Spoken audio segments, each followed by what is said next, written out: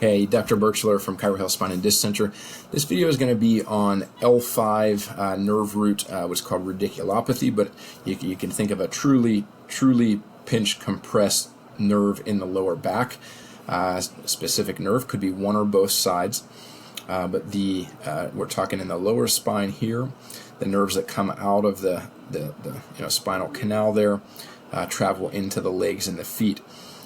This area is commonly affected by disc bulges, can be disc herniations. There can be various things causing stenosis. There can be bone spurs. There can be ligament thickening, in addition to the disc-related issues. And in a particular spot, most commonly the second disc from the bottom, called the L4, L5 disc. Possibly at the L5 disc, what's called the L5 S1 disc. There are a couple problems that can cause this. There's also what's called a spondylolisthesis, and in particular, if that occurs at either L4 vertebrae or the L5 vertebrae, and that's a malposition of the vertebrae. Can be from a prior stress fracture when somebody's young, and then it can degenerate, and it can be no prior fracture in the spine. It can be a kind of a degenerative change. In that problem, the malposition can lead to a scissor pinching, largely from the malposition of the bone on the nerve, and is commonly on both sides as well. In any case, this type of problem will often lead to a particular set of signs and symptoms, and it may be one or all of these things, but it can be changes in sensation, kind of neuropathy type sensations, numbness, tingling, burning, legitimate foot neuropathy type of sensations. There can certainly be pain in the back, in the hip or knee or leg as well. Sensitivity. So there can be these kind of like pain or sensory changes. Then you can have weakness in a particular area, and I'm going to show you that in just a moment. You can also have changes in the reflexes of certain tendons, in particular at the ankle, though can be at the knee as well, and that's because the nerves that come out of that part of the body in the lower back send nerves down, and they control sensation, or this kind of like sense the stretch reflex or sensation that's occurring there. So then when you have this reflex, if that sensation is messed up, then it doesn't kind of reflex back to the muscle to give you that kind of kick of a reflex. So I'm going to go through this kind of quickly, but this will hopefully help somebody out there kind of understand what's going on if it has not been properly evaluated or diagnosed. So a person may have back pain or stiffness, may have a history of back pain, prior disc problems, sciatica, things like that. Possibly not, but that's pretty common. Then the certain sections of the skin are controlled primarily by that nerve, and we'll look at L5 in this case. And it's commonly the outside of the thigh, and it can cross towards the outside of the knee. Some people will feel like their knee hurts, maybe more to the outside of the knee than the inside, or side of the calf. It can be a little bit different in the population. It's not quite this textbook linear in every person, but it's approximately this.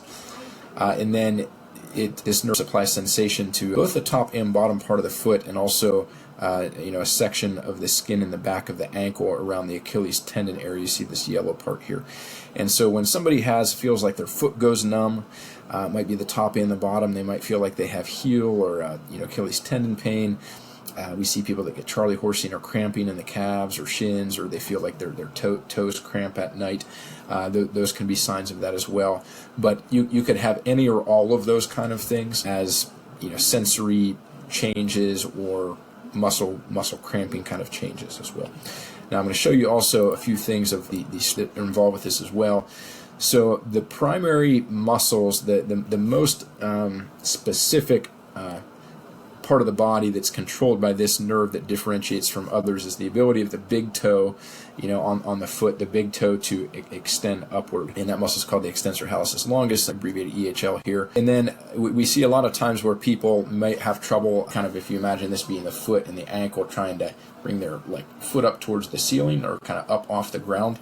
And both of those things, that inability of the toe to extend well or the ankle to extend well, if that occurs, so there's some weakness in the foot, and it's not able to do this kind of motion well.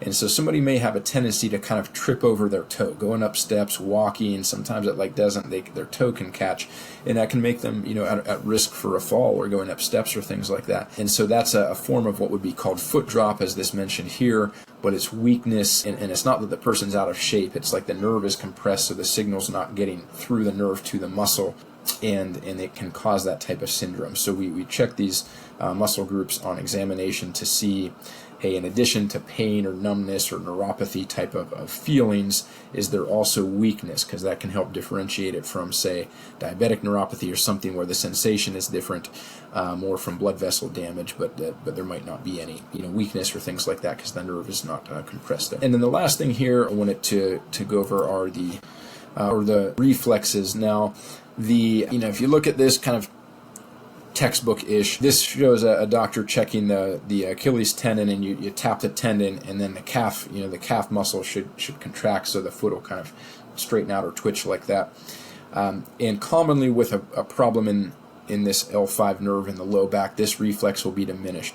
The textbooks say it's more the nerve below that, but clinically we see this very often where this reflex is diminished with the L5 nerve root, impingement, or what's called radiculopathy. Now, I'm not going to show a picture of this, but almost everybody at some point may have been examined and had a doctor or somebody kind of tap your knee, the tendon here below your knee, and they tap that, and the knee will kind of kick out like that. A lot of people make them laugh. It's just kind of funny there. In any case, that nerve reflex is by the textbook does not necessarily,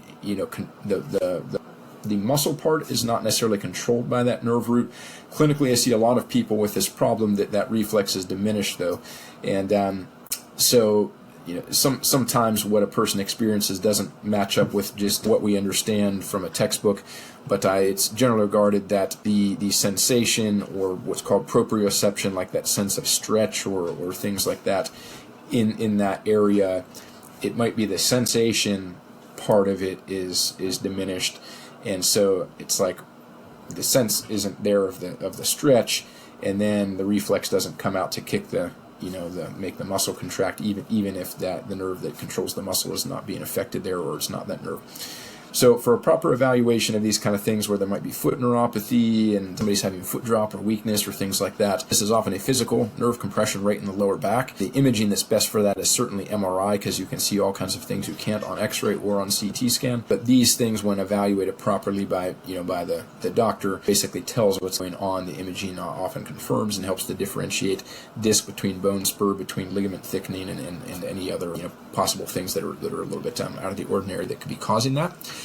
So if you have things like this, maybe haven't had that explained or evaluated, and feel like I've had all that kind of stuff there, been to doctors, nobody's ever showed me that, or I've never really got an explanation for that. That's certainly our highest area of specialty here, and in many cases there are some solutions for this called spinal disc decompression, but we want to evaluate the person and make sure we understand what's going on before we discuss whether there would be expectation of improvement or solution with those kind of signs and symptoms. Okay, hope this helps.